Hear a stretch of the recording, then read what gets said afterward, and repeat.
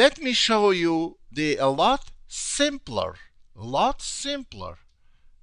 calculation that can occur in a pawn ending. Here is the position. Here is the position. White is going this way. Black is going this way. Black is going this way. Now, as the most of the pawn endings, let me show you about something. Let me tell you about pawn endings.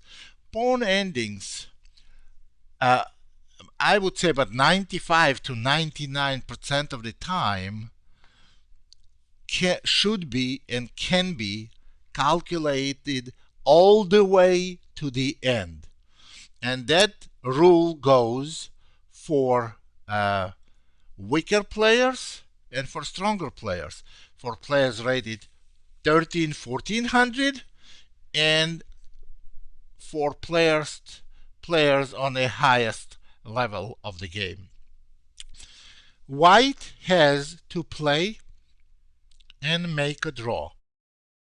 White has an extra pawn, but you see this H pawn is blocked by White's king, and the F pawn is blocked by the Black's king. So Black's pawn is not blocked. It can go all the way. So you see, we see now that if White goes F4, White is gonna lose the game because Black is gonna go A5.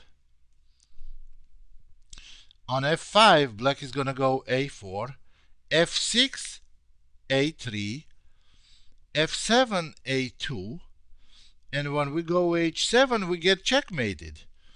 And on King H7, also Black is gonna win easily by making the queen.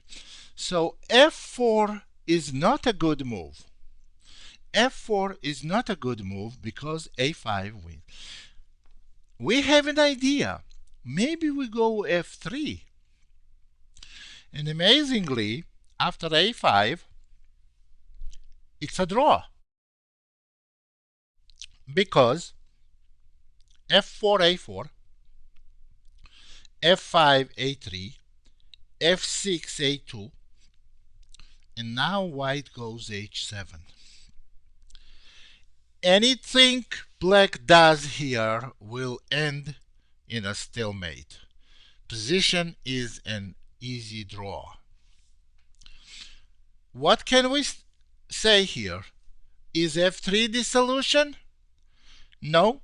As we said, F4 is losing, and so is F3. F3 is losing also, because then Black goes A6. It's only calculation. It's very easy calculation though. Now F4, A5. Now we reach the same position that we had if we have played F4 and Black went A5. This is lost for White. F5, A4, F6, A3, F7, A2, and White is lost. So which means White loses because if White moves pawn on one square, Black moves on one square, and if White moves pawn on two squares, Black moves on two squares. So here comes simple logic. You have to have analytical ability and calculating ability. You see, computers don't have it.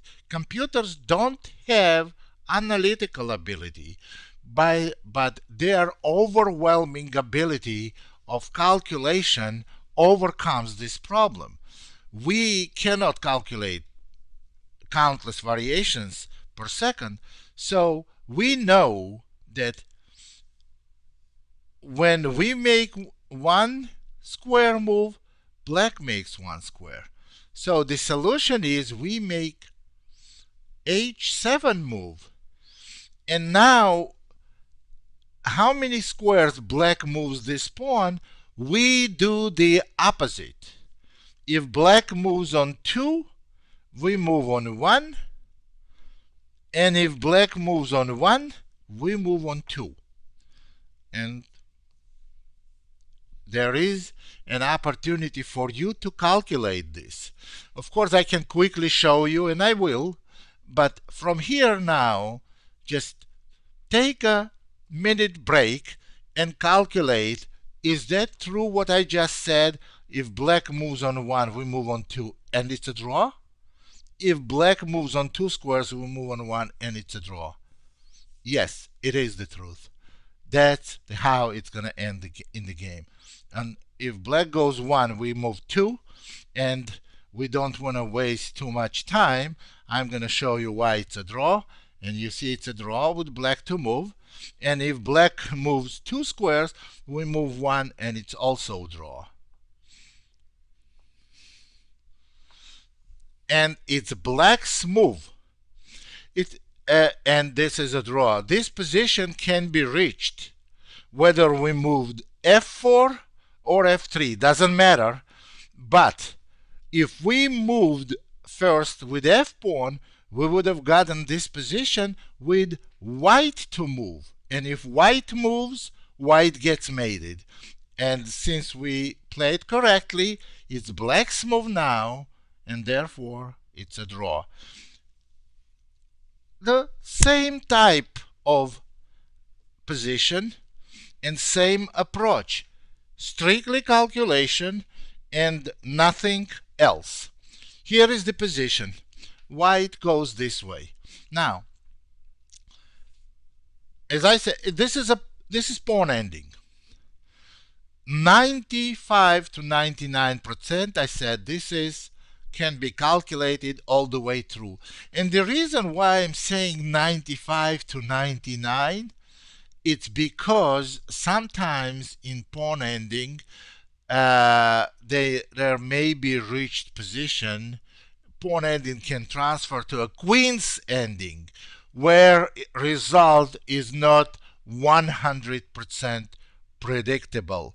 And that's why we leave this between 1 and 5% to unclear endings. Here, white to play and to win. Now, this pawn goes to queen. And these 2 pawns, black pawns, they're going to queen. Now, white needs 1, 2, 3 moves to make a queen. Black needs 1, 2, 3 moves to make a queen. Now, here are the white's ideas. First, we have to get the ideas. Obviously, we have to. So that means if we have 3 moves to queen, and my opponent has 3 moves to queen, I have to be able to mate him, to checkmate him, or to win his queen. Here is the possibility. If black goes here, d7. If black goes here, d8 queen. And black makes queen. But then we have check and checkmate. Is it that simple? Of course not. This move is not going to win. D7, king c7 is not going to win because black pushes this g pawn. And after d7, g2, d8 queen, g1 queen, there is a check, but there is no checkmate because black's queen is here. So that didn't work. Now white cannot win. White can probably make a draw, but white cannot win. Now let's go back. It's very easy to calculate, like a 3-4 moves.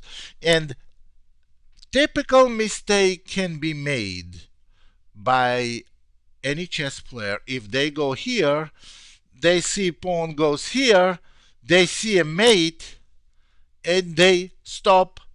They immediately stop the search. No. You have, the way to think is this.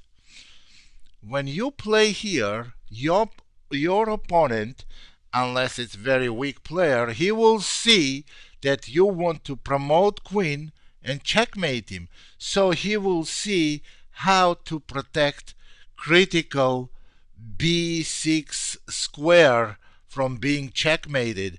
That's once they figured it out, they will make g3 and there is no checkmate.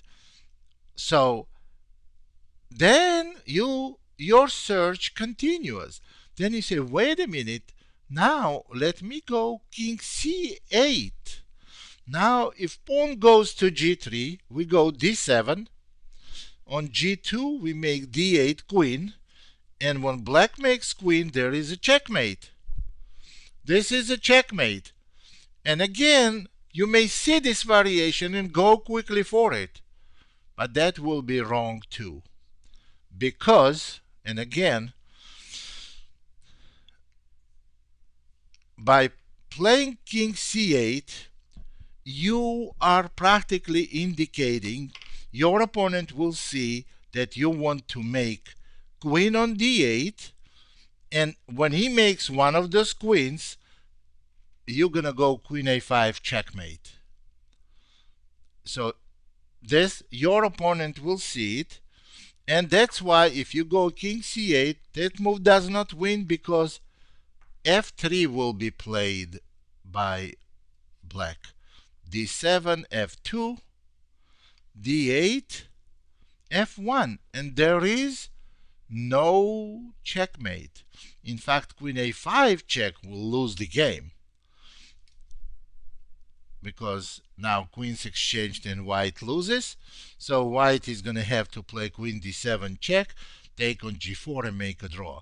So we see that neither one of these moves wins. So what is the winning move? The winning move is d7. You see that in one case black must push g-pawn, and in the other case black had to move the f-pawn.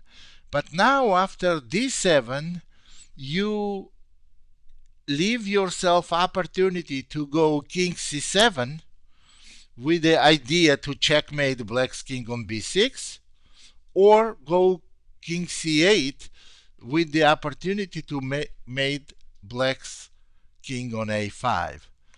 And depending on which pawn black chooses, you make your decision. If black chooses g3, then obviously you will go queen c8, g2, d8 queen, g1 queen, and queen a5. And accordingly, if black pushes the f pawn, then you see b6 square is available. We go king c7, f2, d8 queen, f1 queen, queen b8 check, and queen b6.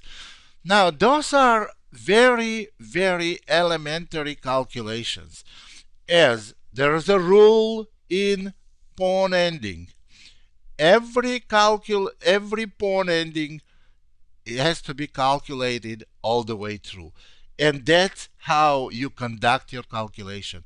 You have to see, you have to use logic and the calculating ability to foreseeing the final position. This is Grandmaster Damian Lemos.